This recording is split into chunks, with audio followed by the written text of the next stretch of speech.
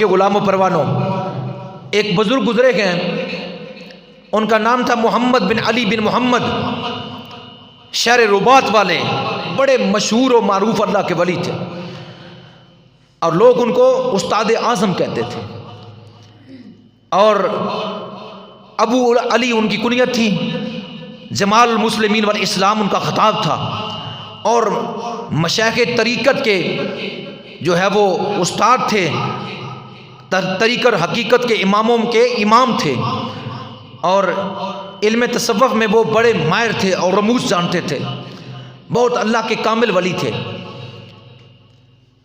ان کے بارے میں آتا ہے کہ اللہ نے ایسا مقام اور مرتبہ دیا ہوا تھا ان کو کہ وہ زمین پر بیٹھے ہوتے تو بڑی دور دراز کی خبریں عطا فرماتے، اور جیسے وہ فرماتے اسی طرح ہی ہوتی، جیسے وہ فرماتے ایسی طرح۔ یہ واقعہ میں نے پہلے بھی آپ کے عرض گزار کیا ہے، یہ بیان کیا ہے، پھر سن لیں۔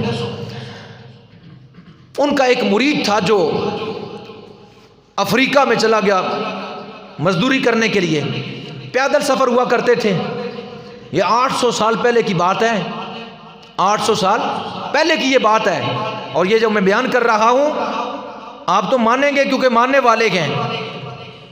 یہ وہ لکھ رہے ہیں، یہ کتاب کا نام ہے جمال الاولیاء، مولانا اشرف علی تھانوی دیوبندی کی یہ کتاب ہے، صفحہ نمبر 153 پر یہ بات لکھی ہوئی ہے جو میں عرض گزار کر رہا ہوں کہ وہ جو اللہ کا ولی تھا اس کا مرید افریقہ میں چلا گیا محنت مزدوری کرنے کے لیے، پیدل چلا گیا، اور عرصہ دراز بیت گیا، اس کے کوئی جناب کوئی خبر نہیں، کوئی خط و کتابت نہیں، ٹیلی فون تو ہے ہی نہیں تھے، 800 سال پہلے کی بات ہے۔ کسی نے اس کی اخبار ڈال دی کہ وہ مر گیا، اور یہ بات ان کے وارثوں کو یعنی ان کی بیوی بچوں تک پہنچی کہ وہ فوت ہو چکا ہے۔ وہ سارے چل کر رشتہ دار پیر و مرشد کی بارگاہ میں آ گئے اور آ کر عرض کرنے لگے کہ آپ کا مرید فوت ہو چکا ہے، اس کے لیے دعائے مغفرت کر دیں، اس کے لیے دعائے مغفرت کر لیں۔ آپ نے فرمایا کیا کہہ رہے ہو؟ انہوں نے کہا آپ کا مرید فلاں وہ افریقہ میں گیا محنت مزدوری کرنے کے لیے، خبر آئی ہے وہ فوت ہو چکا ہے، آپ اس کے لیے بخشش کی دعا فرمائیں۔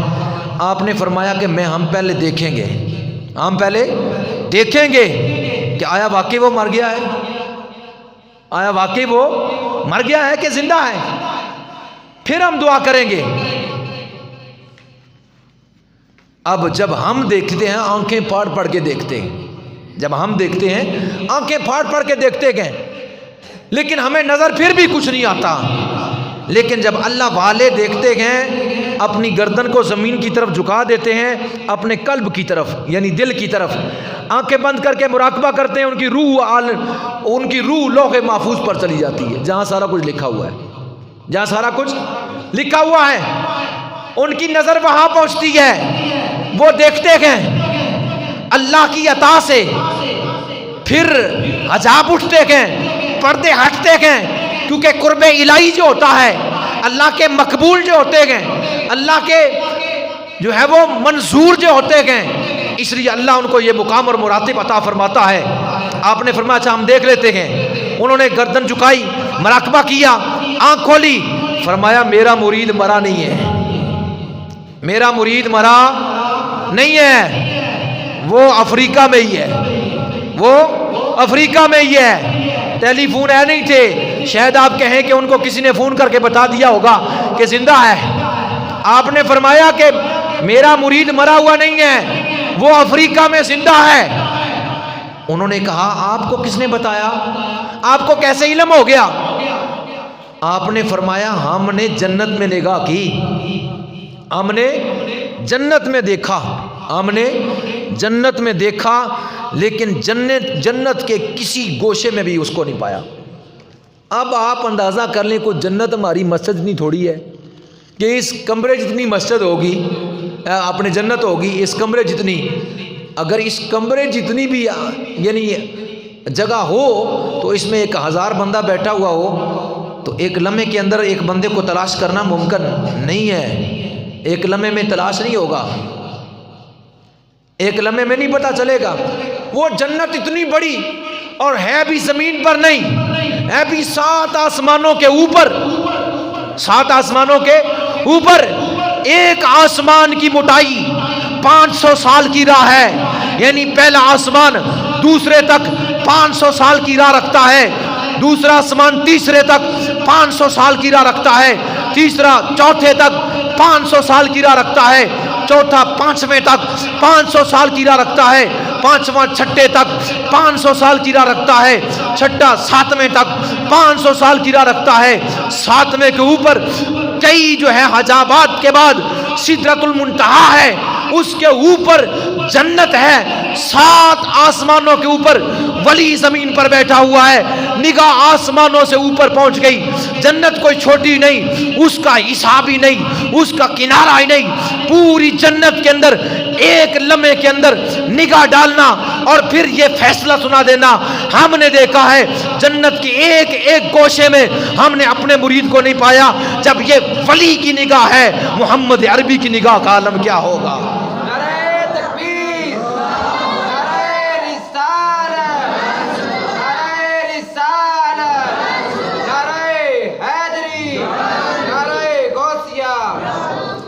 محمد عربی صلی اللہ علیہ وسلم کی نگاہ کا عالم کیا ہوگا؟